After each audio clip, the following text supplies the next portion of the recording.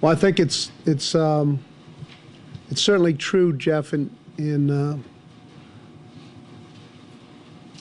football as it's played these days, that to be able to rise to the very highest level, that you have to be able to pass the ball very effectively. Now, that doesn't necessarily mean every week or every play, but there's certain times when you have to be able to do that. And there were occasions last year where I thought that we did pass the ball very effectively. You know, we did end up with a plus 60% completion percentage.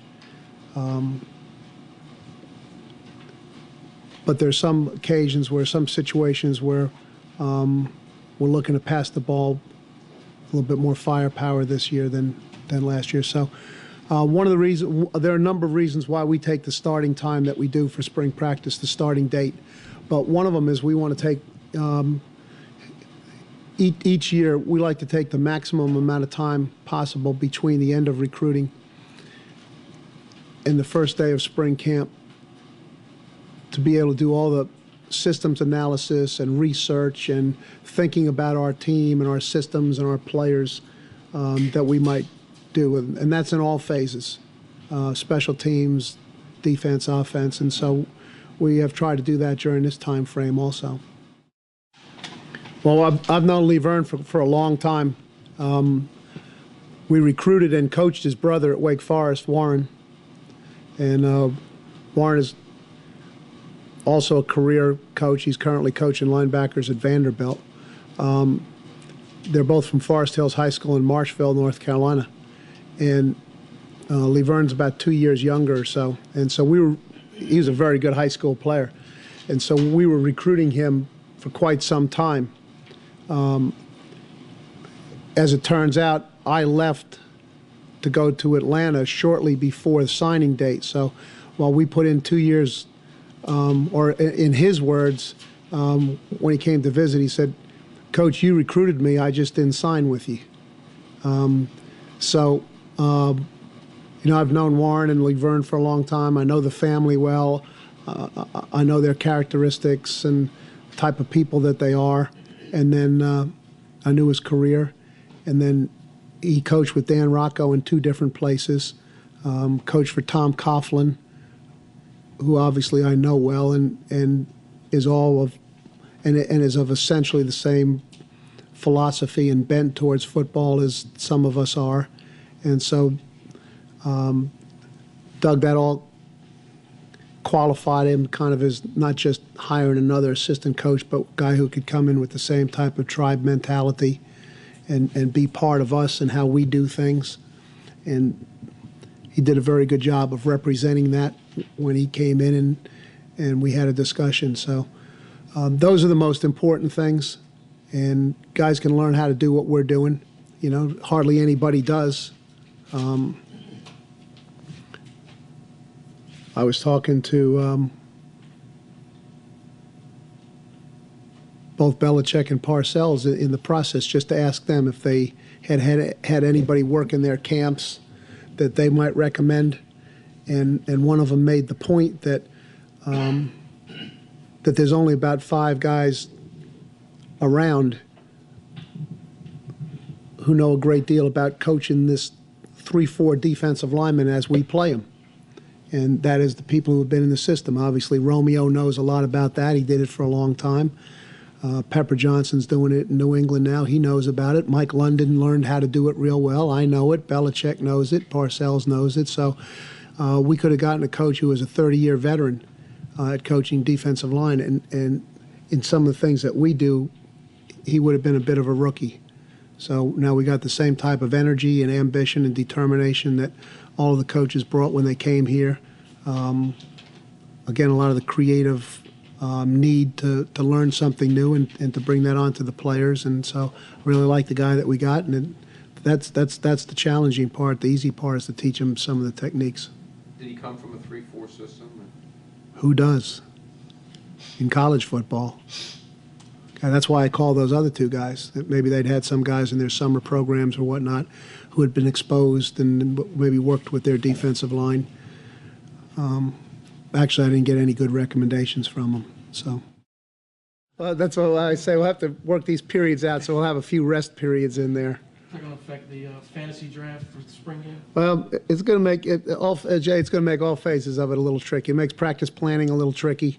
It'll make the spring game draft a little trickier. There'll have to be even tighter strategizing on that. Obviously, whoever gets the first pick on defense is going to have to decide whether they're going to be a nose tackle team or not. Because if you don't take him with the first pick, you're not going to play with a nose. So, Who will play inside linebacker in the spring? well, Kyle will participate. We'll just have to limit his participation. Devontae Brown, Mark Miller, John Copper. Is he still outside? He'll be outside. Yep. Where's Vince right now? Vince will be outside. Okay. We're probably going to hold Vince in the spring and let him really concentrate on his academics. You know, whether it's as leaders or as producers, that's one of the givens of college football, that it cycles through pretty fast. And there are always good players and good leaders who leave, but there's always another group who's ready to come up and replace them. And I think that we have a number of guys in those circumstances, whether it's to move in and give us production positions, or it's been very apparent here through the off-season program, some guys who have really stepped to the front. And we've talked in the past about, you know, certain guys got to carry the flag for the team, and certain guys carry it in the past, and they may not be here to carry it again, but others have already jumped in a hurry to pick it up and carry it. So it looks like we'll have a good leadership core to start the spring with, and hopefully that will continue to strengthen and develop up until September the 3rd. No, he's been one of the top performers. Jeff, he's done a very good job. He's a very, very focused, very intent kid. I think everything you've said is Marcus's job, period. But do you expect a good battle behind that? Well, we expect him every place, Jay. Every position is wide open in the spring. You know, now, I think obviously that we can anticipate that it's going to work out certain ways at certain spots. I think there's should be a good level of anticipation that DeBrickashaw is going to end up winning the left tackle job. Okay, but going along with what our theme of last year is that you know, we want competition for playing time at every position every week, and that'll be the case throughout the course of the season. And there's some players who won't be on the practice field either because of health situations, or they're just not registered here yet, who will be significant competitors for playing time in the fall too. So a lot of times in the spring you improve your team in pieces and in parts, not by the whole. And because some elements of your team are missing. But if you improve the pieces in all the different spots, then it's easy when you get everybody together to put the whole back together again. Okay, so for example, we might have a running play that requires a double team on the tackle and with a climb to the backside linebacker. Well, whether we're running that as a play during a scripted part of practice, or we got the tackle and the tight end working on the double team, we're still working on that part of the play. Okay, we may need a couple of other elements to put it all together. And the same thing with the team. We may work on more on one phase of the team in the spring because we have more parts available to work on that. We'll get further ahead with that in the spring. Okay, then come the summer camp, we'll have to catch up in other phases, but maybe we feel like we're way down the line on something else. And the whole trick is to just get as many of them really ready to go on September the 3rd as necessary. He'll be taking on he'll have a wonderful opportunity here in the spring. He'll also be taking on a bit of a challenge. But he's got some making up to do, and he has a perfect opportunity for that. There'll be no snaps to share. Yeah, I think we ought to have some good continuity there, Jerry, although I expect good competition there too. You know, we have two young corners who I think are, hey, they've been through it now. You know, we have two young safeties who got in the games last year, not much on defense. Lyle's a little bit on the nickel, and we'd rotate them in there a little bit on the regular during the course of the year. But they've been around it. They've had their look at it, which we felt was necessary. We were able to to think that probably they would be and should be strong competitors for playing time this year, and we didn't want them going into the first game never having been in a game before if it does turn out that they can win the jobs. Well, I feel positive about it, Jeff, but like at this time of the year, I'm really not optimistic nor pessimistic. You know, we're just going to go coach, and the players are going to play, and then we'll evaluate what has occurred. But I've felt for a long time, and I still do, that most players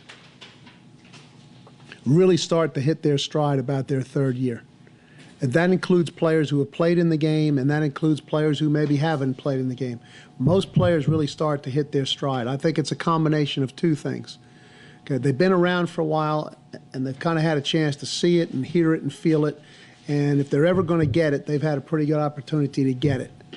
Okay, that's coming from the beginning. Okay, if you look from the other direction, they also look at it. They're able to kind of say, okay, I think I get it now. Okay, but they're also saying, you know, I'm kind of running out of time. Now I better make a move here soon, or else the clock is going to run out. And so I think there's a lot of time as those things come together that a lot of players do hit their stride in their third year. And so we have a number of players, obviously, who are moving into that situation, and the expectation is that that'll occur on a number of occasions. I think he's a little further ahead towards hitting it. I mean, some guys do a little early, you know. But Chris is, there's a little bit of a line here now that's developed over the course of 4 years but they still, the guys have progressed significantly. But, you know, there's the Brickashaw, Wally Lundy, Parham was in it early, Schmidt was in it early, Heath was in it early, Blackstock was in it early, Chris was in it, you know, kind of got a good sniff of it early. And so those guys, as they do get a good look at it, and maybe the picture does, they do get it faster. And, hey, we all, if you're going to get it sooner or later, we'd prefer that you get it sooner, then you got more productive playing time. But, yeah, I'm looking forward. It is a little challenge. We want to, because this is, so I said in the beginning, the team's got to get put back together again. The off-season program's the first stage of it. Spring camp's the second stage. We got to have a positive, productive spring camp. We can do that. It's going to be challenging to us, okay, staff-wise, player-wise. We're going to have to do a real good job. It's not just, hey, let's just go out there and practice some ball. We're going to have to do a real good job with it, but that's challenging. I think we'll have some fun with that challenge. You know, that's kind of the circumstance that I'm talking about. Al's a very bright, very creative guy. Every task he has, he does to a high level of accomplishment, and so he immersed himself in this function just as he has in everything else. You know, no differently than if the question had been posed 4 years ago, what does Al Golden have to do to prepare himself to coach inside linebackers in the 3-4 defense, which he'd never done? And what's he have to do to prepare himself to be a coordinator, which he's never done? Well, you can see the results of what he's done, and he's gone about this secondary thing the same way, and now this will give him 6 of the positions on the defense that he has personal experience with becoming very accomplished at. So I think it'll, and it was something he was very enthusiastic about doing, and we had discussed it over the years as something that eventually we would be looking to do. And so he's just done a lot of study, a lot of conversation, talked to people, looked at tapes. We'll work, Kwaku Robinson will work in there some. Because the other players, there's some players that look like they could be comfortable at that position, Jeff, but I don't like to take a young player and get him to learn 2 positions at the same time. Then you kind of break the continuity. So, for example, since he was already mentioned, we'll take Chris Long as an example. Could he go in there and do nose tackle things? Likely he could, but probably best to his advantage and the team's advantage that he focus on learning how to become a defensive end before he learns how to play 2 positions. Brendan Schmidt, although he won't practice, has been cross-trained over the course of the last couple years. So depending on how things turn out, he could end up taking some snaps in there when he comes back in August. just build specifically off of his experiences of last year. And he's been here for 4 years. He's been in games. He's been in all the stadiums. He's done a nice job. The key thing about Marcus is that his team won 8 games last year and won quite a few games that it wouldn't have won if he wasn't the quarterback. Now, there's certainly some things that will be good learning experiences or confirming experiences for him and the rest of the team through that, and I would expect that would happen. As I mentioned at the end of last season, the 2 players who at the end of the year were the 2 leading candidates to be ACC Player of the Year had dramatically upgraded senior years from their junior years. They had nice junior years. They had terrific senior years for their teams. And we would certainly expect the same type of growth curve here. I think if he shows that he can be a good center, we'll allow him the option of staying there. If he can't, then he'll get back on the gypsy road and we'll try to find another place for him. What about the guard? I think the guards will be pretty solid. You know, for the spring, Bart's been a real good player for us. I think he'll be an important part of the personality of the line and of the offense with his toughness and his effort. And he's been in a lot of games for us at a lot of different positions. Marshall Osbury is another one of those guys who was in the kind of the select group of performers in off-season program. Plus, he's another one of those moving into his 3rd year type of deals. We'll play Samus in there. Jeff Schrad will play in there. We might look at Bell in there. Then we have some players coming in who I think will be legitimate contenders when they get here. Yeah, Wally's had a great offseason. One of the best. One of the best. Those of you who have spoken with him have known him as very purposeful, very focused kid. But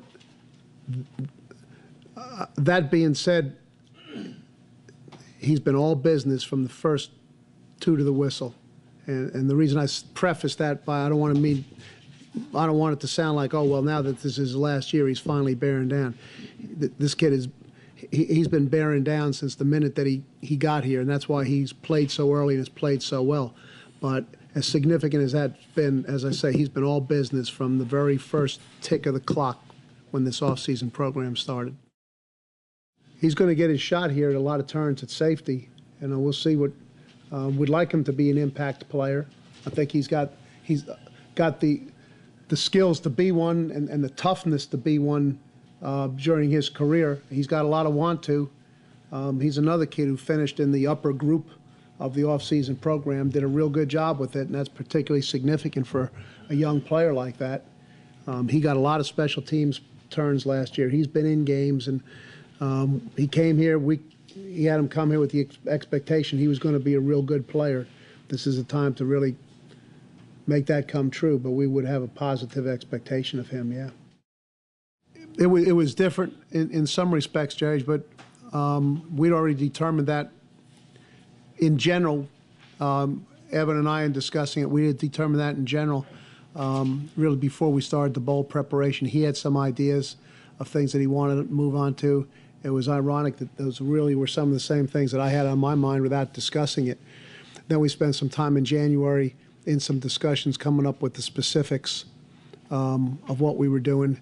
And one of the things that we decided to do was, rather than to run the different sessions during the course of the day, in order for the players to fit the program in with their class schedules, that we wanted to do it as a team function. And the only way that we could do it as a team function was to do it in the morning before classes. So the biggest difference was that instead of having 3 or 4 groups that came in during the course of the day, we just had one group, and that was all done in the morning before classes ever started.